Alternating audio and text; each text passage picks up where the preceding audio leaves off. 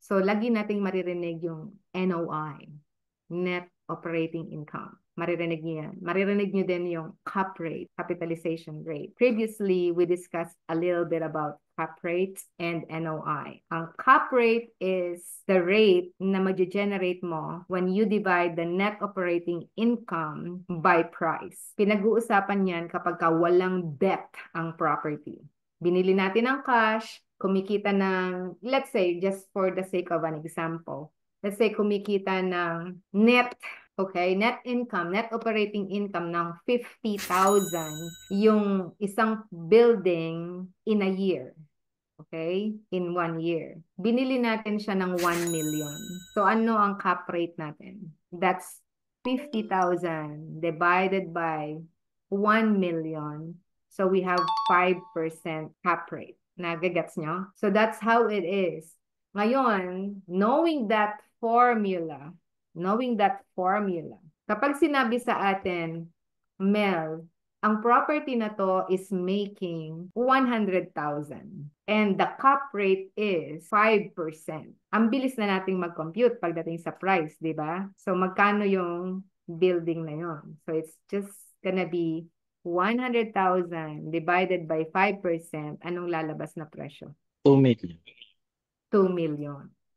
Ganun kasimple ang napkin calculation, sabi nga.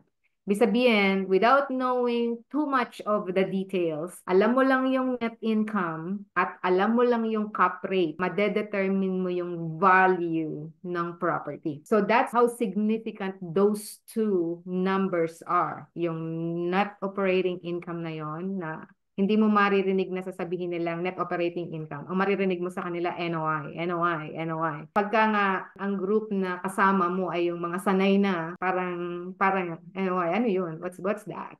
Diba? Cap rate. Ganun sila mag-usap and they can, understand, calculate it in their head without really getting their calculator. Alam na nila how much it is, more or less. So, knowing those two important numbers give us an idea of the value of the property. Ngayon, paano kung magkakaroon naman tayo ng vacancy? So, one important reason as well why we need a scale is to have a lesser percentage on vacancy. Kasi here's the thing. Kapag meron ka lang single family home na pinapaupahan mo, tapos biglang umalis yung tenant mo, how much vacancy do you have? Yes. Isa yung pinapaupahan mo, umalis yung tenant mo, ano na nangyari sa'yo? You need an answer, date 100%. That's 100%. Diba? That's 100% vacancy. That's the reason why the number of doors is important, is because of the vacancy rate. If we have 5 doors and one of the tenants left, how much vacancy do you have? 20%. 20% kaagad.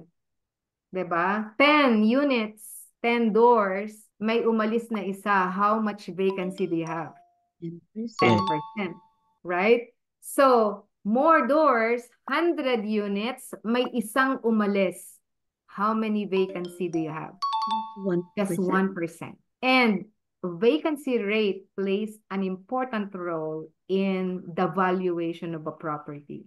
Sa multifamily investing, they will always ask, how much is the vacancy? O kaya, anong occupancy nyo? Pag sinabing what is the occupancy rate, yun yung kabaliktaran ng vacancy rate. So kung meron kang 5% vacancy, you're gonna say 95 occupancy kami. So that's how it is.